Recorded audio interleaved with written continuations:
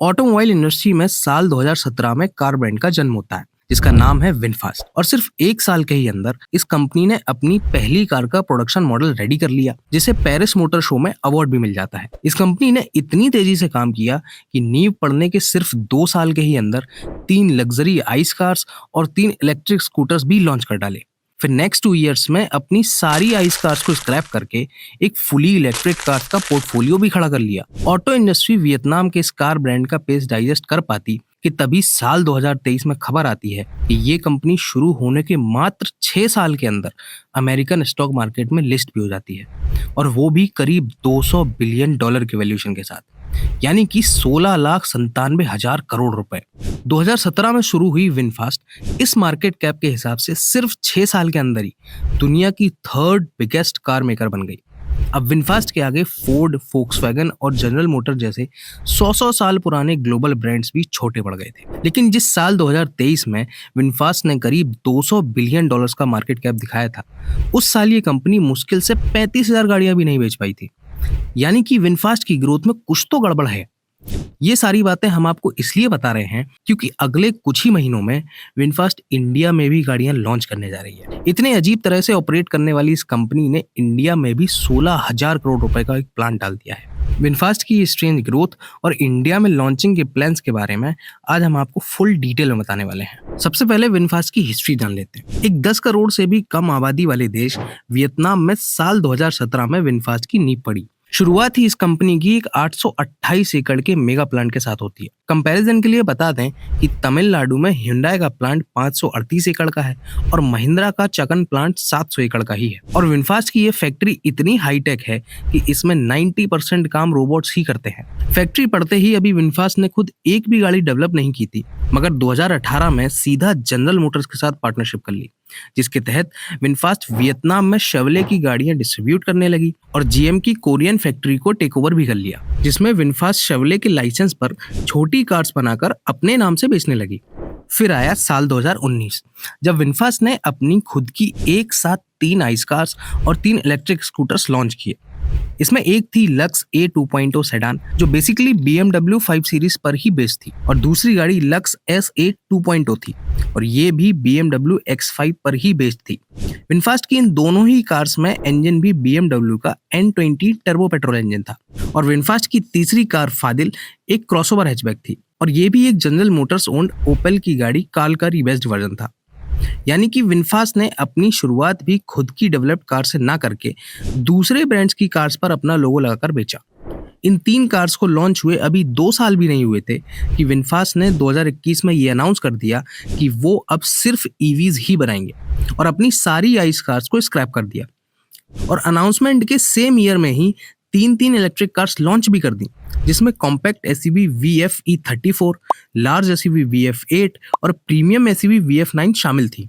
यानी कि विनफास्ट को शुरू हुए अभी 4 ही साल हुए थे कि इसने 828 एकड़ का प्लांट डाल दिया, फिर जनरल मोटर्स की एक पूरी फैक्ट्री खरीद ली, 3 लग्जरी कार्स और स्कूटर्स लॉन्च कर दिए और 2 साल के ही अंदर इन कार्स को बंद करके फिर 3 नई लग्जरी ईवीज भी लॉन्च कर दी। तो आखिर विनफास्ट के पास बिना सेल्स के इतना अंधा पैसा आ कहां से रहा था? तो उसका रीजन है विनफास्ट का मालिक। दरअसल विनफास्ट को ओन करता है विन ग्रुप, जो वियतनाम का सबसे बड़ा कॉन्ग्लोमरेट है। और वियतनाम में ये कंपनी रियल एस्टेट, हॉस्पिटल से लेकर मेडिसिन, स्मार्टफोन्स और पैक्ड फूड जैसे न जाने कितने ही चीजों में बिजनेस करती है।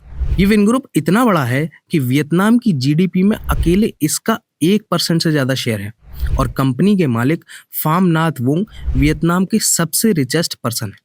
यही वजह है कि विन ग्रुप ने अपनी कार कंपनी विनफास्ट में इतना अंधा पैसा फूंका है कि इसका total market cap almost $200 billion का हो गया।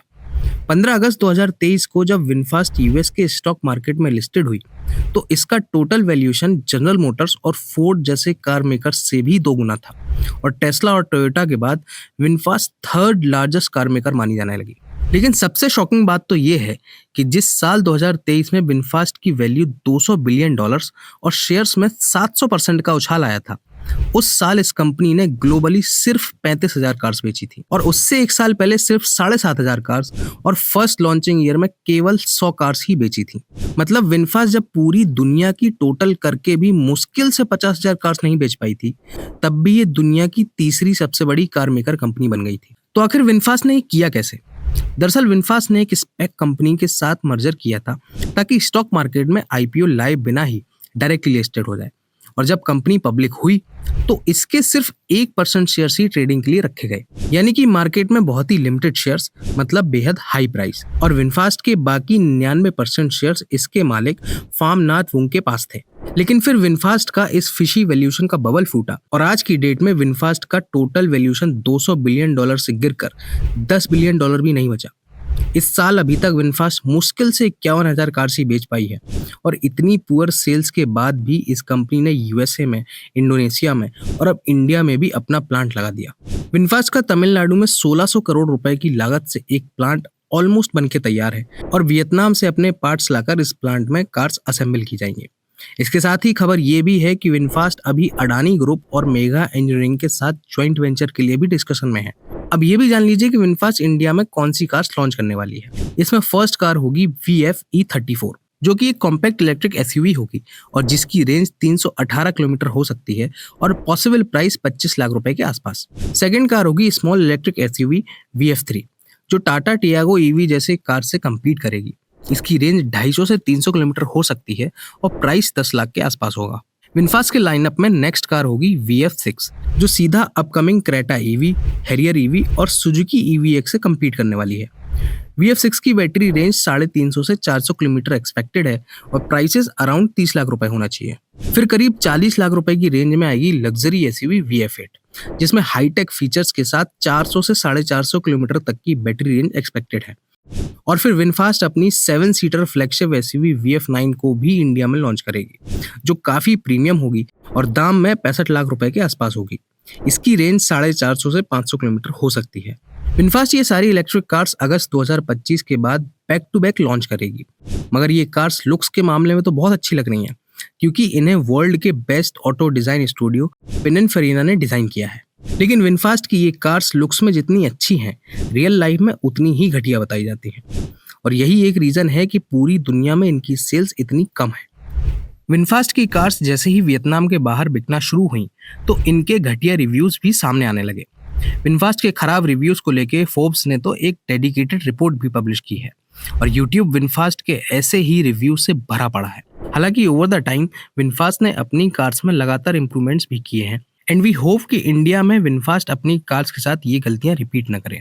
आपका विनफास्ट पर क्या सोचना है ये कमेंट्स में जरूर बताएं और वीडियो अगर अच्छा लगा हो तो इसे प्लीज लाइक करें और चैनल को भी सब्सक्राइब कर सकते हैं।